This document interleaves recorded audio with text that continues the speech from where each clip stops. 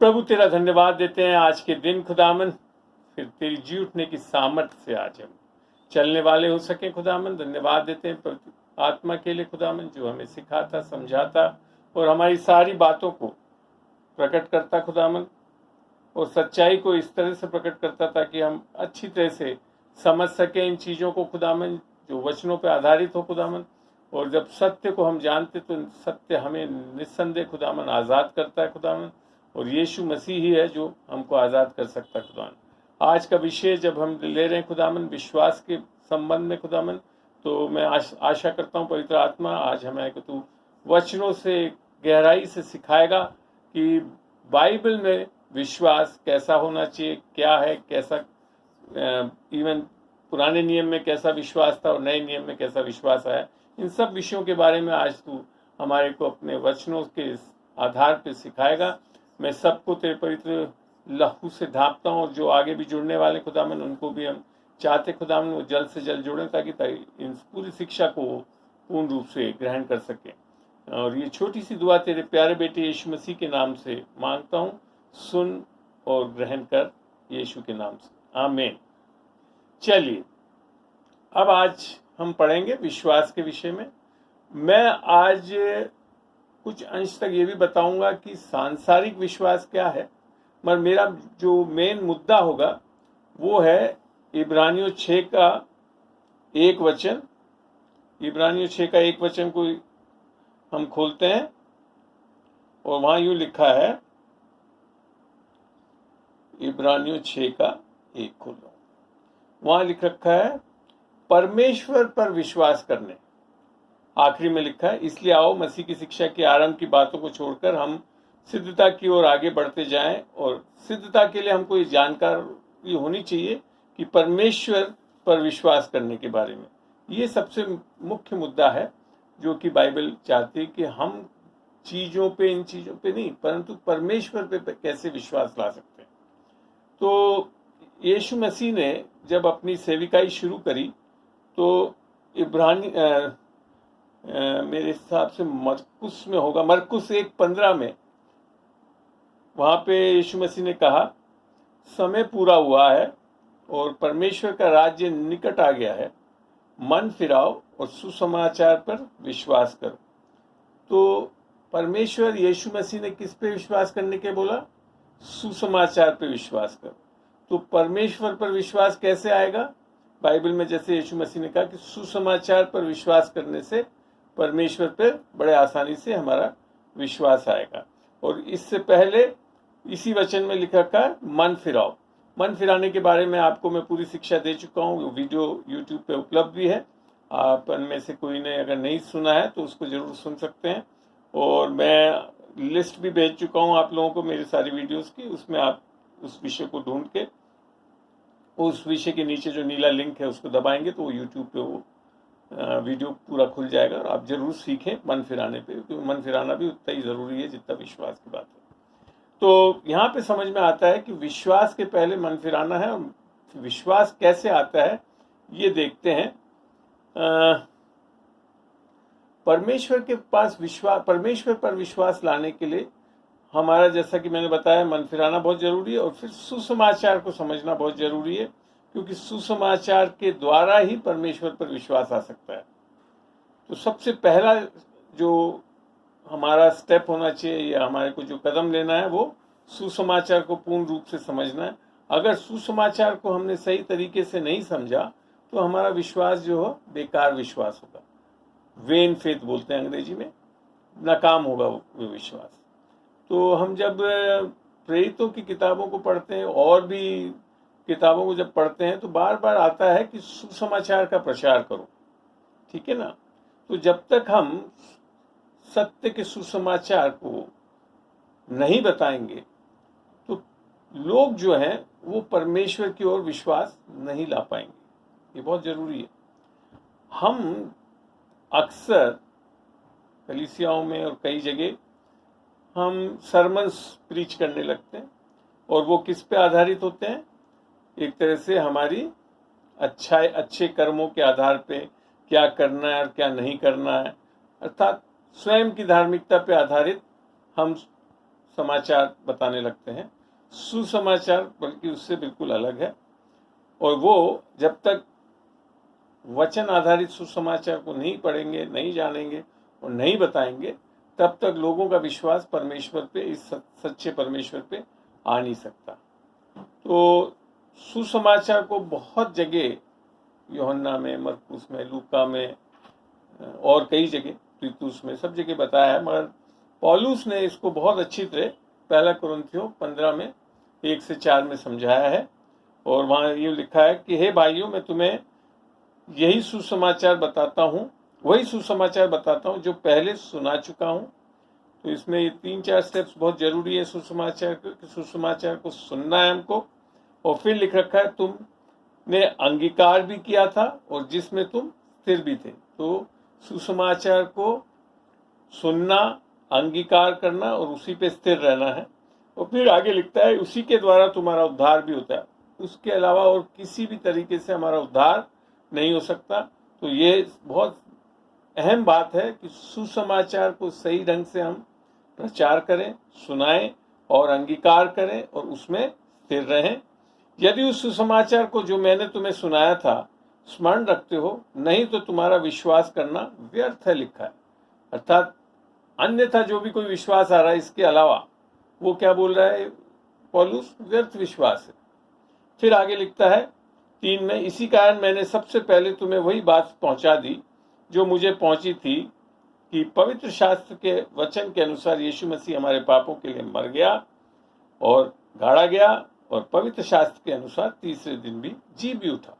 तो ये बड़ा स्पष्ट सुसमाचार यहाँ पे बताया गया है। और इस पे जब हम सुनते हैं, अंगीकार करते हैं और विश्वास और उसी पे स्थिर रहते हैं, तब हमारा उद्धार होता है। तो पौलुस जो था वो बता रहा है कि सुसमाचार जो है वो यीशु मसीह जो परमेश्वर का पुत्र है, जो कि अभिषेकित है, जो हमारे पापों के लिए मारा गया, वो जो कि मनुष्य के पुत्र के रूप में मारा गया क्रूस पे, और फिर वो परमेश्वर से अलग हुआ और हमारे सारे पापों को उसके ऊपर डाला गया और पापों का दंड सहा और वो एक तरह से नरक में गया और फिर तीसरे दिन वो जी उठा, जिसके कारण से हम धर्मी ठहरते हैं। तो जो धर्मी ठहरने का कारण हमारा सुसमाचार, और इसके कारण जब धर्मी ठहरते हैं तो हमारे अंदर से सारा पाप हमारा माफ कर दिया गया है, उसका दंड भी हटा दिया गया है, क्योंकि यीशु मसीह ने पापों को ले लिया और उसका दंड सह लिया है। और इसके लिए आज हम धर्मी ठहर सकते हैं। और ये धार्मिकता जो है वो परमेश्वर की धार्मिकता है, जो कि सही धार्मिकता, अर्थात सही परमेश्वर के सामने हम अब जुड़ गए हैं, खड़े हो सकते हैं। और इसके कारण परमेश्वर के राज्य को हम पा लेते हैं। ठीक है ना, परमेश्वर का राज्य हम में दाखिल हो जाते हैं। तो जो सुसमाचार जो है वो किस पे आधारित होना चाहिए? पूर्ण रूप से वचनों पे आधारित होना चाहिए, अर्थात बाइबल से, परमेश्वर के वचन से होना चाहिए।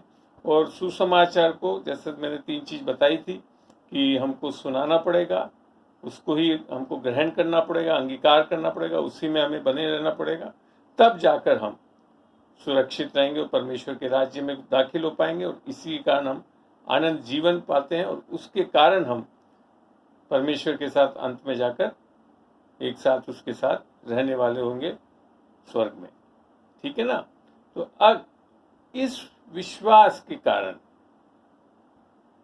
अगर ये विश्वास नहीं है और हम ऐसी चीजों पे विश्वास करने लग जाएं, जैसे चर्चों की बिल्डिंग पे, हमारी दहीकी पे, हमारी बाइबल के पढ़ने पे, हमारे अच्छे कामों पे, हमारी प्रार्थनाओं पे, तो क्या दिक्कत है? फिर वो ये विश्वास हमको सुरक्षित नहीं रख सकती। हमारा विश्वास मात्र और मात्र सुसमाचार के आधार पे आना चाहिए, उसी के द्वारा हम सही विश्वास में चलते हैं। अन्यथा क्या हो सकता है? हम अविश्वास में भी हो सकते हैं, और ऐसा विश्वास जो हमारे लिए कारगर नहीं हो सकता। एक उदाहरण के तौर पे जैसे मैं बताऊं, कई लोग प्रार्थनाओं पे विश्वास करते हैं।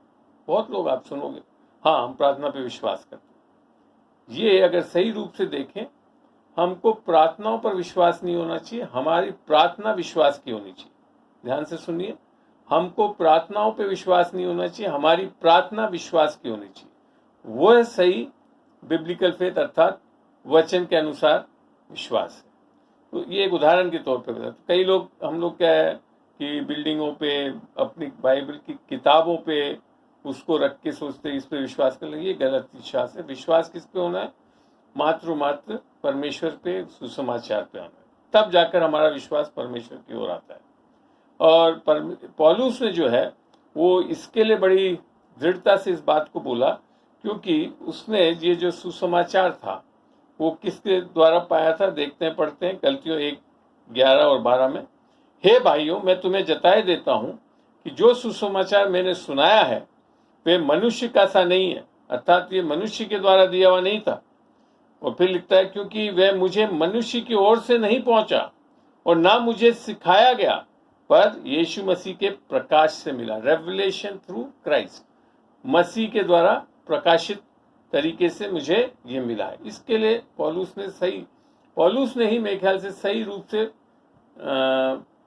सुसमाचार को डिफाइन करने में, परिभाषित करने में, वो 1 कोरिन्थियों 15 में जैसे मैंने बताया बहुत अच्छी तरह उसने उसको परिभाषित किया। अब बात आती है कि परमेश्वर का राज्य जो है वो भौतिक चीजों से संबंधित नहीं है। ये बड़ा स्पष्ट है। लोग बाग अक्सर यही सोचते हैं कि परमेश्वर का राज्य क्या है कि मेरे अच्छा घर बन गया, गाड़ी मिल गई, नौकरी मिल गई, अर्थात हमारी रोजाना जरूरतों की चीजों को हम सोचते हैं, ये अगर ये सब मिल गया तो हम परमेश्वर के राज्य में। मेरा कहना है कि ये सत्य नहीं है। बाइबल के हिसाब से देखते हैं परमेश्वर का राज्य क्या बाइबल बताती है। इसको पढ़ें, रोमियो 14:17। वहां यूं लिखा है, क्योंकि परमेश्वर का राज्य खाना पीना नहीं है, परंतु धर्म और मिलाप और वह आनंद है जो पवित्र आत्मा से होता है। तो ये चीज है कि परमेश्वर का राज्य एक आत्मिक है, अर्थात पवित्र आत्मा से संबंधित है। और वो क्या है? वो 3 चीज बताया उसने, धर्म और मिलाप और आनंद। क्योंकि बाइबल बताती है joy of the Lord will be our strength, परमेश्वर का, प्रभु का आनंद हमारी सामर्थ होगी। परमेश्वर का राज्य सब चीज पवित्र आत्मा आधारित है, और इसको हम एक तरह से इनहेरिटेंस में, अर्थात हमारे को एक विरासत के रूप में मिलती है। और ये क्यों मिलती है? क्योंकि हमने मन फिराया और हम सुसमाचार पे विश्वास लेकर आए, उसको अंगीकार करा और विश्वास किया, और जिसके कारण हम इस परमेश्वर के राज्य में विश्वास से दाखिल होते हैं। जैसा कि रोमियो 1:16-17 में इसको बहुत अच्छा दर्शाया भी है। क्योंकि मैं सुसमाचार से नहीं लग जाता, इसलिए कि वे हर एक विश्वास करने वाले के लिए, पहले तो यहूदी फिर यूनानी के लिए उद्धार के निमित्त परमेश्वर की सामर्थ्य है। परमेश्वर की सामर्थ्य क्या है? पवित्र आत्मा। तो सुसमाचार से परमेश्वर की सामर्थ्य अर्थात पवित्र आत्मा हमको मिल सकती है, जैसा यहाँ स्पष्ट भी करा है। फिर आगे लिखता है, क्योंकि उसमें परमेश्वर की धार्मिकता विश्वास से और विश्वास के लिए प्रकट होती है। विश्वास से और विश्वास के लिए प्रकट होना मतलब परमेश्वर का विश्वास हमारे अंदर प्रकाशन के रूप में हमारे हृदय में प्रकट होता है। किसके द्वारा? परमेश्वर की धार्मिकता के द्वारा। तो परमेश्वर का धार्मिकता कैसे मिल रहा है? विश्वास की धार्मिकता है। वो हमारे कर्म पे आधारित धार्मिकता नहीं है, वो परमेश्वर हमारे को दान के रूप में देता है। जब आप रोमियो 15 को पढ़ेंगे तो वहां बहुत बार ये चीज स्पष्ट की गई। ठीक है, तो यहां अब बात समझ में आती है कि हमको विश्वास जो है वो सुसमाचार से मिलता है। सुसमाचार से हमारे को परमेश्वर का विश्वास हमारे अंदर आता है। पुराने नियम में जब हम बात देखते हैं तो वहां पे लोग परमेश्वर पर विश्वास कैसे करते आए थे? वे अपना विश्वास इस्तेमाल करते थे परमेश्वर विश्वास करने के लिए। परंतु नए नियम में आकर जब यीशु मसीह क्रूस पे टांगा गया, गाड़ा गया और फिर तीसरे दिन जी उठा, तो बड़ी अलग चीज आई है। वहां यूं लिखा है कि अब हम अपने विश्वास से उस पर विश्वास नहीं ला रहे, परंतु परमेश्वर का विश्वास, यीशु मसीह का, जिससे हमारे को चंगाई, छुटकारा, माफी, ये सारी चीजें जो मिलती है वो उसके विश्वास से मिलती है। आपने यहां तक भी देखा होगा कि नए नियम में शुरुआत में यीशु मसीह जब जो भी कोई चंगा होने आता था या दुष्ट आत्मा से छुटकारा पाता था तो अक्सर बोलता था, जा तेरे विश्वास ने तुझे चंगा किया, है ना। कई बार बोलता है यीशु मसीह। मगर एक्चुअली में आप देखोगे तो उन लोग ने कोई ऐसा नहीं कि बहुत बाइबल पढ़ ली थी, जैसे बाइबल बताती है कि विश्वास वचन के सुनने से आता नहीं, ऐसा कुछ नहीं थे वो लोग। यहाँ तक कि वो लोग कई तो यहूदी भी नहीं थे जिन्होंने विश्वास बाइबल के बारे में कुछ जाना भी नहीं था, जो भी उस टाइम तक की बाइबल थी। परंतु उन्होंने क्या विश्वास किया कि यीशु मसीह कर सकता है।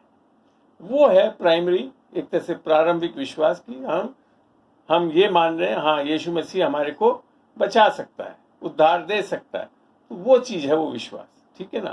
तो जब हम इब्रानियों 11 को पढ़ते हैं, जो कि एक ऐसा चैप्टर है जिसमें कि सारे पुराने नियम के लोगों के विश्वास के बारे में उल्लेख किया गया है, और उसको अंग्रेजी में बोला जाता है हॉल ऑफ फेथ, विश्वास का कमरा, ठीक है ना। और परंतु उसके जब आखिरी आयतों को पढ़ते हैं तो वहाँ बड़ी एक ऐसी चीज लिखी है जिससे आप अचंबा पाएंगे। वहाँ लिख रखा 39 और 40 में, 11 इब्रानियों 11 का 39 और 40, संसार उनके योग्य न था और विश्वास ही के द्वारा इन सब के विषय में अच्छी गवाही दी गई, तो भी उन्हें प्रतिज्ञा की हुई वस्तु न मिली। ये बड़ा अजीब लगा मेरे को कि उन्होंने निस्संदेह उनका विश्वास को सराहाया गया है इधर पे, परंतु ये लिखा कि उनको अभी भी प्रतिज्ञा की गई वस्तु नहीं मिली। फिर आगे लिखता है क्योंकि मैंने ऊपर के वचन से संबंधित है 40, क्योंकि परमेश्वर ने हमारे लिए पहले से एक उत्तम बात ठहराई कि वे हमारे बिना सिद्धता को ना पहुंचे।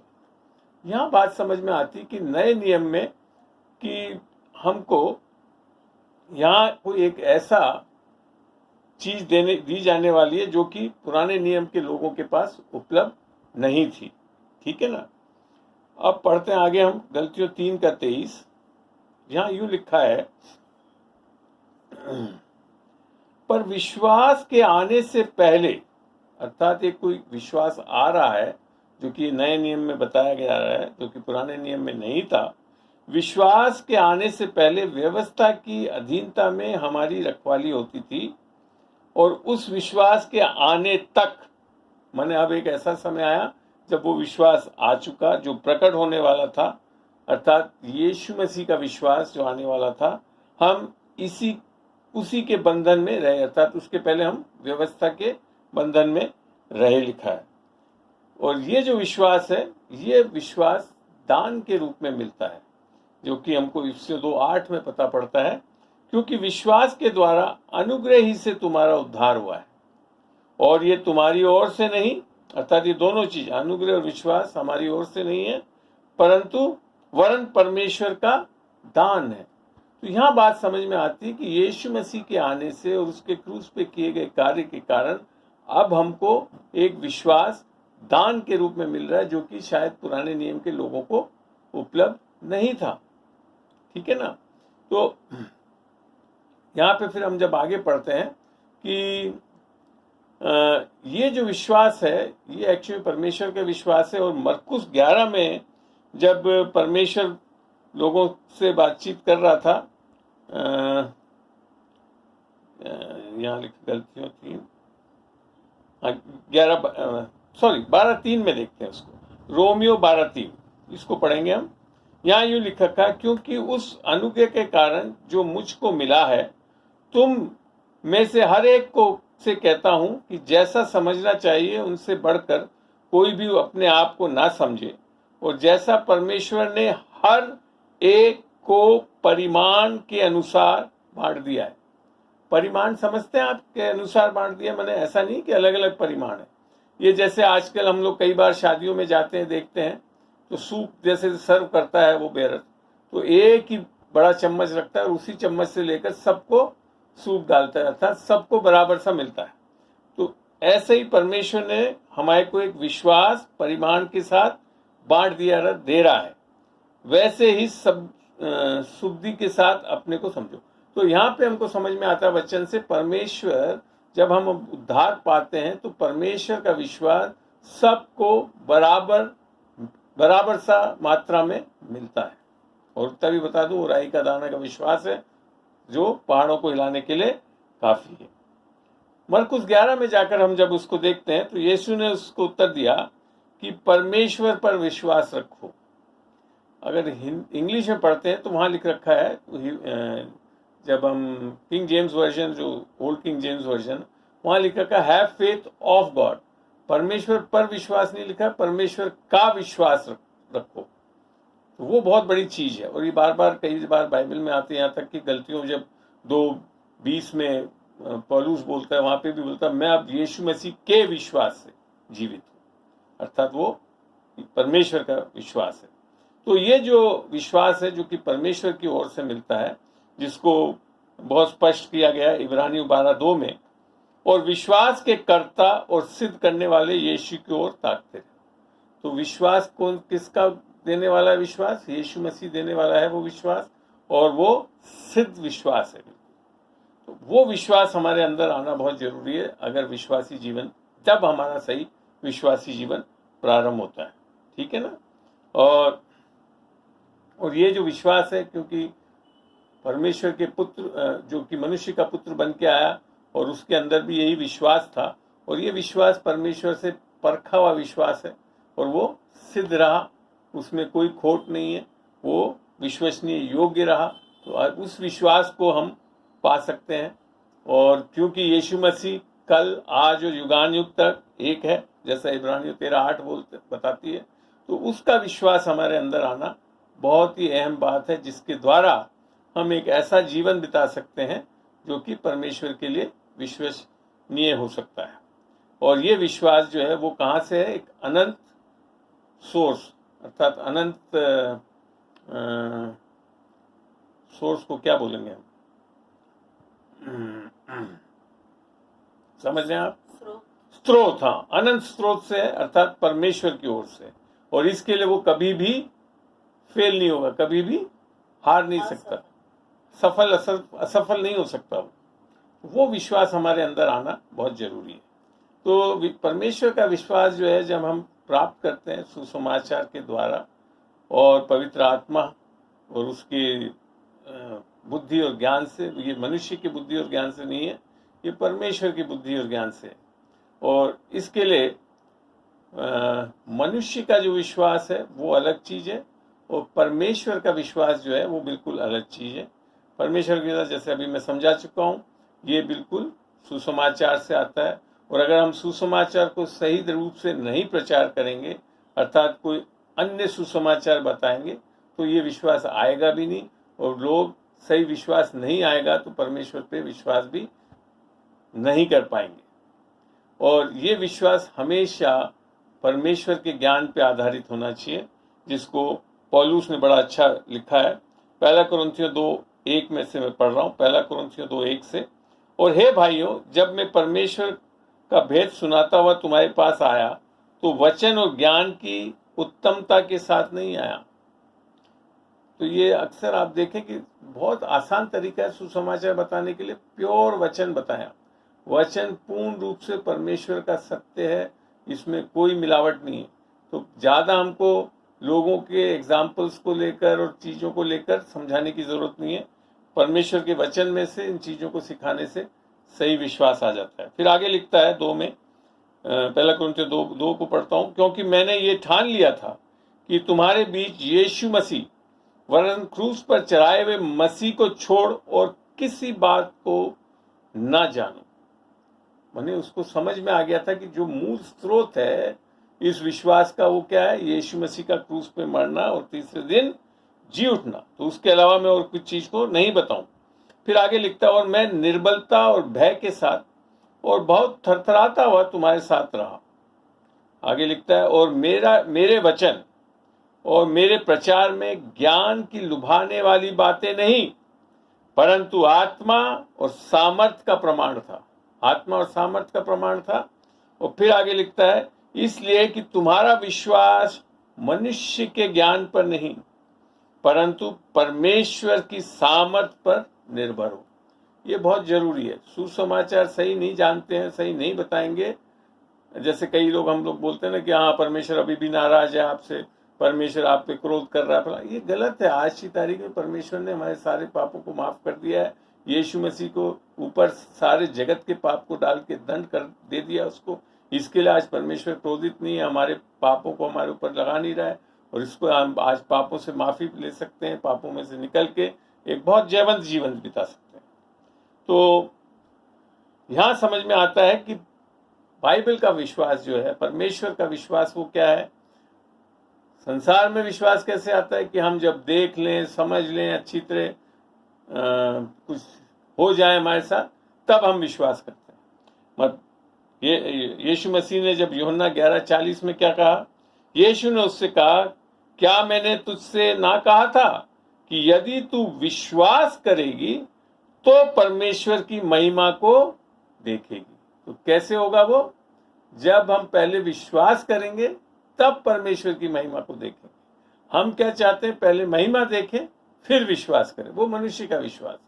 जैसे मारुति 800 का टेस्ट ड्राइव करा तब लेते हम, ऐसा नहीं बोलता परमेश्वर। परमेश्वर बोलता पहले विश्वास करो तब आप महिमा को देख सकोगे। तो ये बहुत जरूरी है परमेश्वर के विश्वास की बात के लिए कि हमको विश्वास किसके आधार पे कर सकते हैं, क्योंकि परमेश्वर ने सारी वाचा हमको लिख कर दे दी है, और जैसा इस वचन में लिखा वैसा ही हमारे लिए होगा, और यही सही विश्वास है।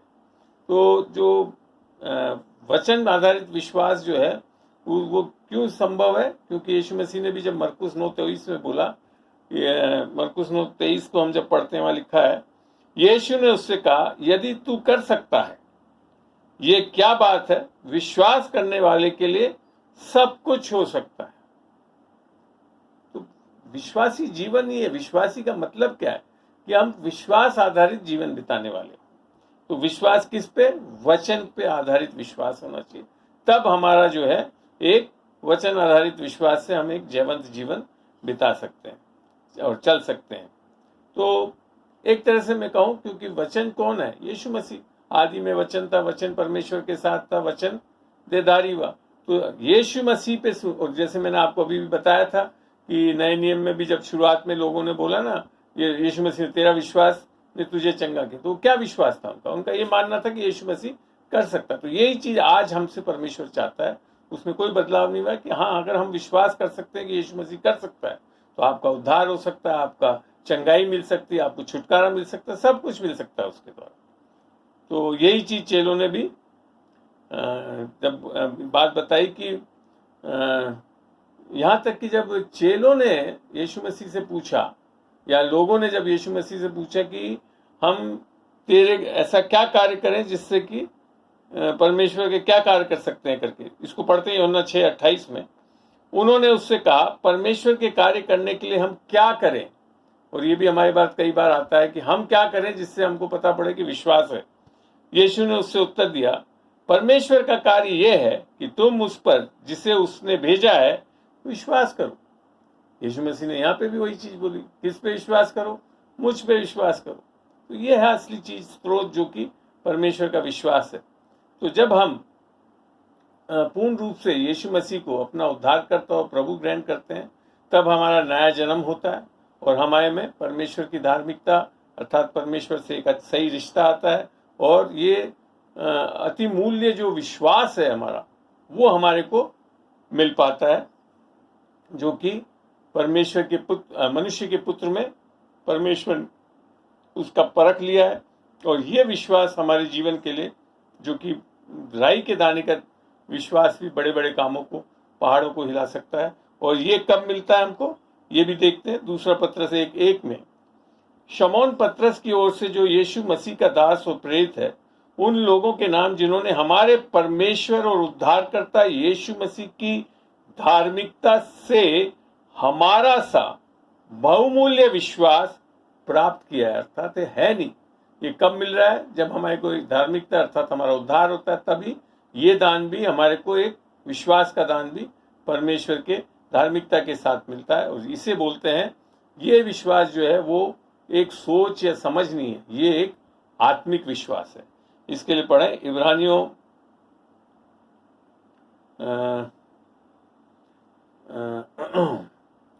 इसको समझने के लिए ये बहुत जरूरी है कि हम इब्रानियों 11:3 को देखेंगे, तो वहां बात समझ में आएगी कि विश्वास ही से हम जान जाते हैं कि सारी सृष्टि का रचना परमेश्वर के वचन के द्वारा हुई है।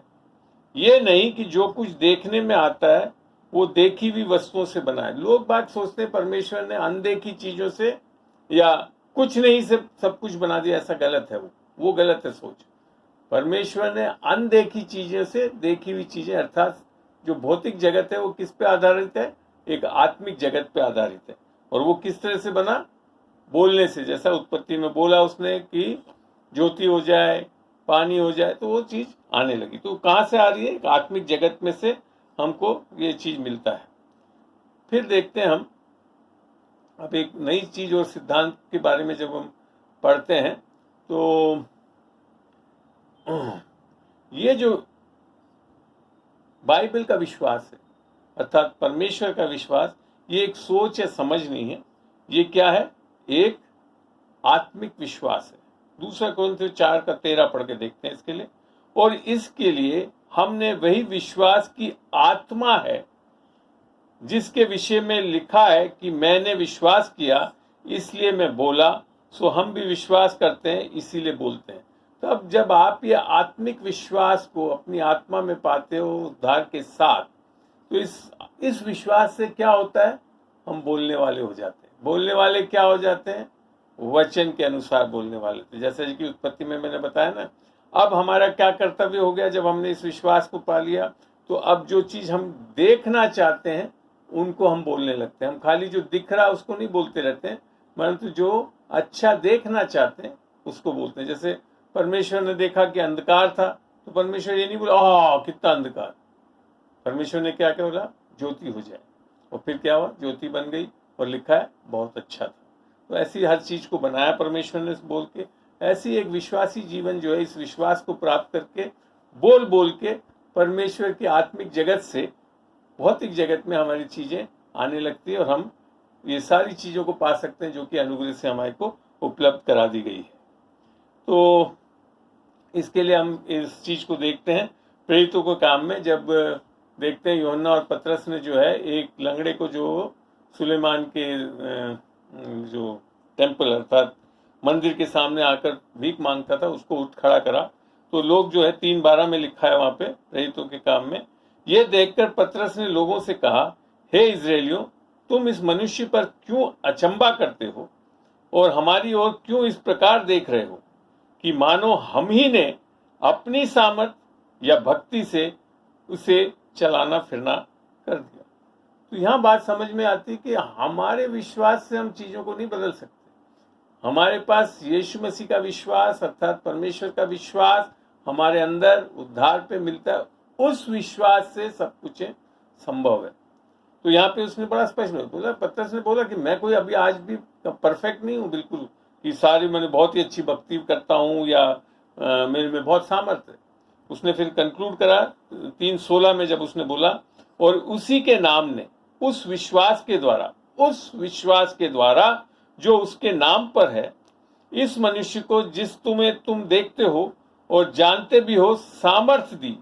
और निश्चय उसी विश्वास ने जो उसके द्वारा है अर्थात यीशु मसीह के द्वारा है, उसको तुम सबके सामने बिल्कुल भला चंगा कर दिया है।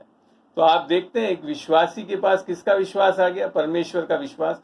और उस विश्वास को आप दे भी सकते हैं लोगों को, जैसा कि पतरस हो यूहन्ना ने इस लंगड़े के लिए किया है। उसने कहा कि सोना ना चांदी है मेरे पास, जो मेरे पास है वो मैं देता हूँ। ये जब आप एक्स 3:3 में पढ़ेंगे, 3 के आगे तक, तो वहां पे बड़ा स्पष्ट लिख रखा है। अब एक और सिद्धांत को मैं स्पष्ट करना चाहता हूँ, वो है मरकुस 9:24 को 9:23 में तो यीशु मसीह ने बोला कि अगर तू विश्वास करे तो सब कुछ संभव है। मरकुस 9:24 में वो बालक के पिता ने गिड़गिड़ाकर कहा, यूं लिखा है, बालक के पिता ने तुरंत गिड़गिड़ाकर कहा, हे प्रभु मैं विश्वास करता हूं। तो हम लोग भी, कई लोग सब विश्वास करते हैं, परंतु लिख रखा है मेरे अविश्वास का उपाय कर। ये एक बहुत बड़ी चीज समझना बहुत जरूरी है कि विश्वासी के अंदर अविश्वास भी आ सकता है। और ये फिर क्या हो जाता है? 2 घोड़ों के समान है। एक घोड़ा तो एक तरफ बंधा हुआ है जो विश्वास का घोड़ा है, और दूसरा अविश्वास का घोड़ा दूसरी तरफ बंधा है। और जब खिंचाई होती है तो कुछ चीज बदलती नहीं है। और ये बहुत से विश्वासियों के जीवन में होता है कि विश्वास के साथ अविश्वास भी रखते हैं, और इसके कारण उनके जीवनों में कई चीज प्रकट नहीं हो पाती। तो यहाँ पे बात समझना है कि हमको अविश्वास को ठीक करना है। और वो ठीक किस तरह हो सकता है? वचन से, मनन करने से, प्रार्थना करके, और यहाँ पे उपवास का भी एक राय दी गई है कि उपवास से भी, जो क्योंकि अविश्वास जो है वो हमारे आत्मा में नहीं होता, हमारे मन और प्राण और शरीर में हो सकता है, और उसका इलाज एक तरह से हम उपवास करके भी हम सही कर सकते हैं। तो अब बात आती है कि विश्वास कैसे आता है। तो विश्वास आने के बारे में रोमियो 10:17 में बड़ा अच्छा लिखा है, और ये मेरे को हिंदी की बाइबल में बड़ा अच्छा लगता है। वहां लिखा है, सो विश्वास सुनने से, और सुनना मसीह के वचन से होता है। सारे वचन से नहीं होता, मसीह के वचन से, अर्थात सुसमाचार के आधारित, अनुग्रह पे आधारित जो वचन है उसको सुनने से विश्वास आता है। क्योंकि बाइबल में ही अब अगर हम गलतियों 3:12 पढ़ते हैं तो वहां लिख रखा है, व्यवस्था का विश्वास से कोई संबंध नहीं है। तो व्यवस्थाओं को पढ़ने से हमारे अंदर परमेश्वर का विश्वास नहीं आ सकता। व्यवस्था में कोई खराबी नहीं है, व्यवस्था आत्मिक है, परमेश्वर ने स्वयं दी हुई अपने पट्टियों पे अपनी उंगलियों से लिख के मूसा के द्वारा दी गई थी, मगर तब भी उससे विश्वास नहीं आ सकता। तो ये चीज भी बहुत समझना बहुत जरूरी है। तो विश्वास किससे आता है? सुसमाचार, अनुग्रह की बात को बताने से बड़े आसानी से परमेश्वर का जो विश्वास है वो हमारे अंदर आ सकता है। अब बात आती है कि हम क्या सुन रहे हैं। परमेश्वर के, यीशु मसीह के वचन से सुनने से तो विश्वास आता है।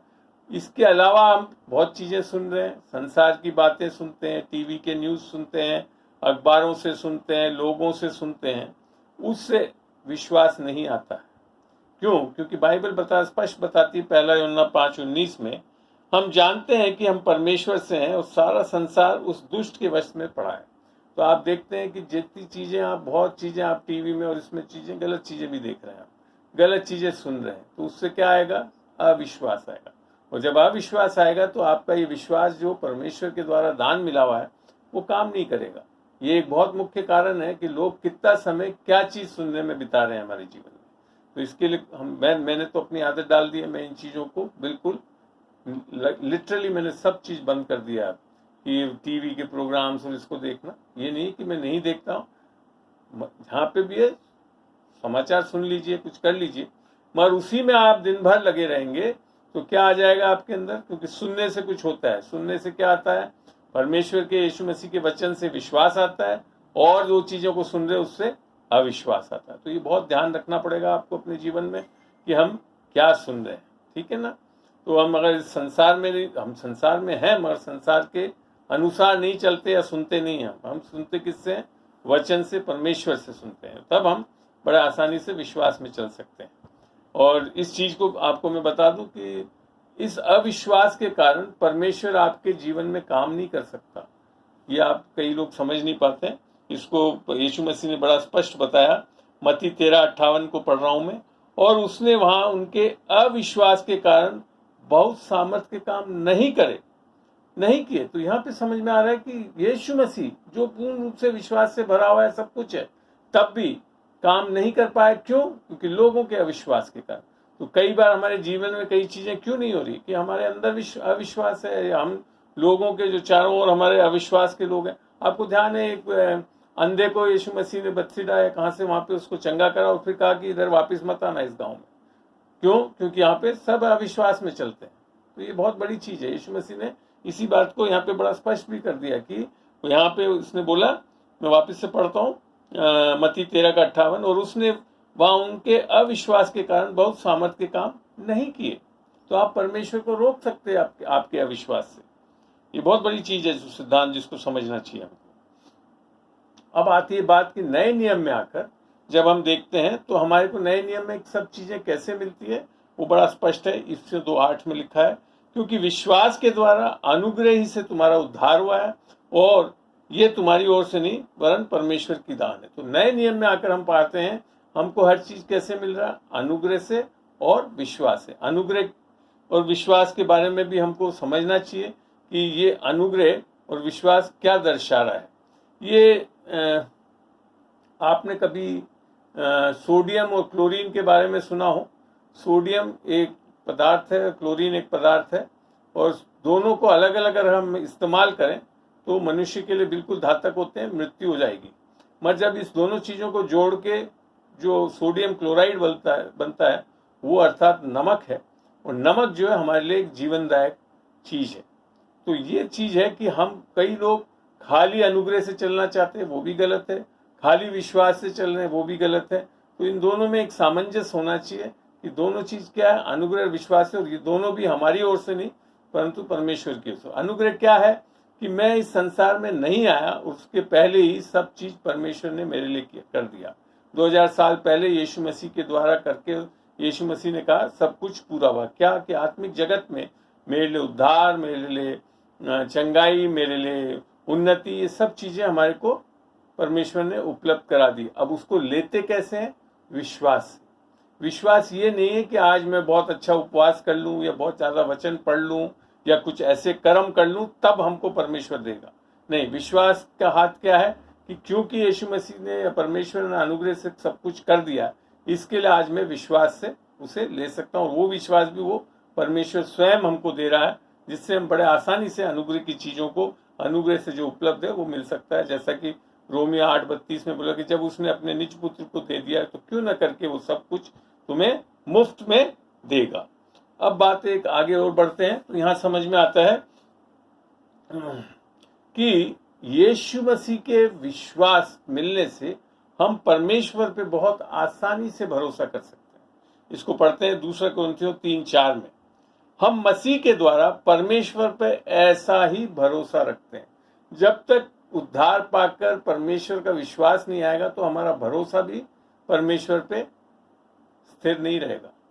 यीशु मसीह के विश्वास से, परमेश्वर के विश्वास से हम परमेश्वर पे बहुत आसानी से भरोसा रख सकते हैं। अपने विश्वास से तो हम सुबह शाम में ही बदल जाते हैं। जब सब कुछ अच्छा है तो विश्वास करने लगते हैं, कुछ बुरा हुआ अविश्वास में आ जाते हैं। तो ये चीज़ भी बहुत ज़रूरी है, ये सिद्धांत भी समझना कि परमेश्वर का विश्वास हमें बड़े आसानी से परमेश्वर पे भरोसा रखने के लिए आशीषित कर देता है। अब बात आती है और इसी चीज़ को फिर पौलुस ने समझाया इफिसियों में, और इफिसियों में जब उसने प्रार्थना करी तो उसने कहा कि इफिसियों 1:18 में यूँ लिखा, और तुम्हारे मन की आंखें ज्योतिर्मय हो कि तुम जान लो, कर लो नहीं लिख रखा, तुम जान लो कि उसके बुलाने से कैसी आशा होती है और पवित्र लोगों में उसकी मिराज की महिमा का धन कैसा है।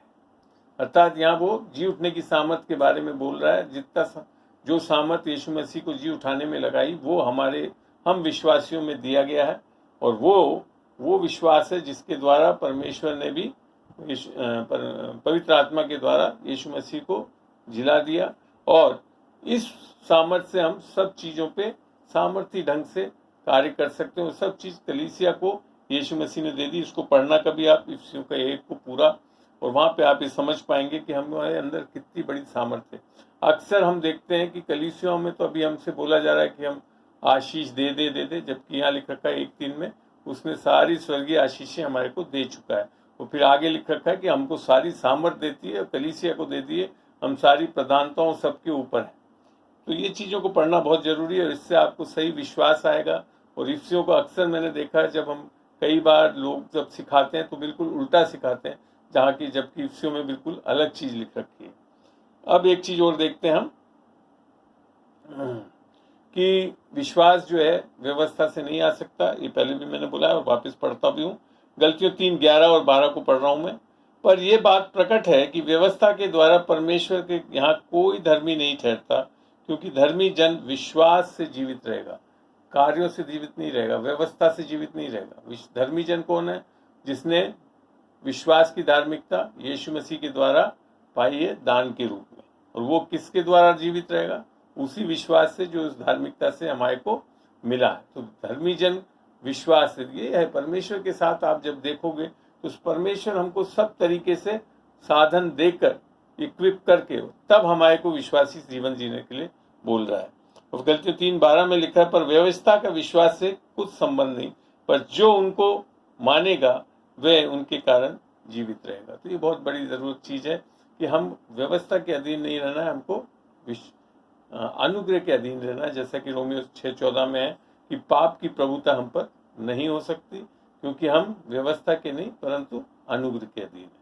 तो ये बहुत चीज समझना है। अनुग्रह और विश्वास, अनुग्रह, विश्वास और व्यवस्था के बारे में भी मैं हो सकता है आगे कोई शिक्षा में बताऊं आपको, तब आपको समझ में आएगा कि विश्वास जो है वो एक दान है, परमेश्वर का दान है और सबको एक बराबर मिलता है। और हमारे इस विश्वास को बढ़ाने की भी जरूरत नहीं है। लोग सोचते हैं, जैसे लूका 17 में चेलों ने भी पूछा, पढ़ के देखते हैं उसको, लूका 17, वहां पे भी परमेश्वर ने ये नहीं बोला कि आपका विश्वास बढ़ाना है। लूका 17 का 5 से मैं पढ़ रहा हूं। तब प्रेरितों ने प्रभु से कहा, हमारा विश्वास बढ़ा। वास्तव में बताऊं, आपको विश्वास बढ़ाने की कोई जरूरत नहीं, क्योंकि यहाँ पे भी ऐसे ही लिखा है। 6 में लिखा है, प्रभु ने कहा कि यदि तुमको राई के दाने के बराबर भी विश्वास होता तो तुम इस तूत के पेड़ को से कहते कि जड़ से उखड़कर समुद्र में लग जा, तो वे तुम्हारी मान लेता। तो क्या है, राई के दाने पे क्या विश्वास बढ़ा लोगे? डबल कर लो तब भी कितना हो जाएगा? कुछ नहीं, बदलेगा नहीं ज्यादा।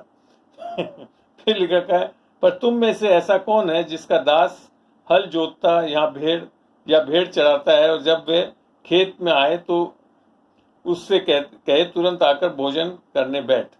तो यहाँ ये कह रहा है कि हमको विश्वास को एक तरह से हमारे नौकर के रूप में इस्तेमाल करना है, और ये ना कहे कि मेरा खाना तैयार कर और जब तक मैं खाऊं पीऊं तब तक कमर बांधकर मेरी सेवा कर, इसके बाद तू भी खा पी ले।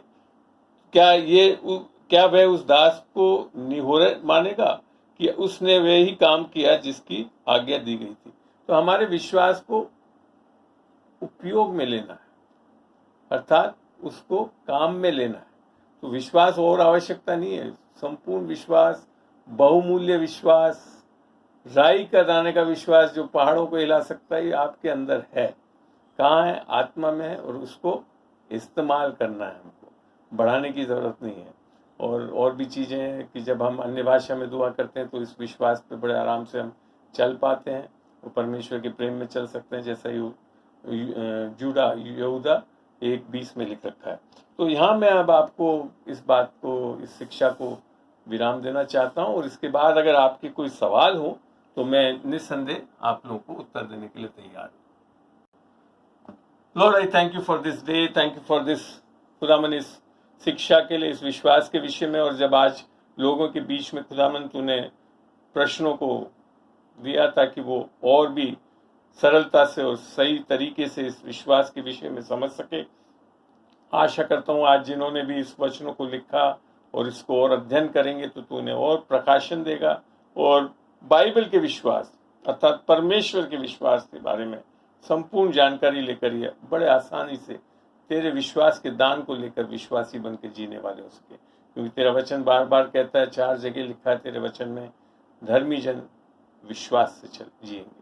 प्रभु यही चाहता हूँ मैं इनके अंदर तू, और तेरा वचन बार बार कहता है कि हम जो दिखता है उससे नहीं चले परंतु विश्वास से चले। प्रभु तेरा विश्वासी जीवन ही सबसे बढ़िया और अत्यंत ही लाभदायक और उत्तम और आत्मिक जीवन है, उसमें एक एक जन चलने वाला हो सके, तेरे वचन पे आधार हो। धन्यवाद देता हूँ यीशु मसीह इस समय के लिए। आगे भी इनके बीच में खुदावन तू वचनों को सिखाने के लिए प्रेरणा दे, समझ दे, बुद्धि और ज्ञान मुझे भी दे, ताकि खुदावन ये सही ढंग से इन सत्यों को सीख सके। यीशु के नाम से मांगता हूँ, आमीन।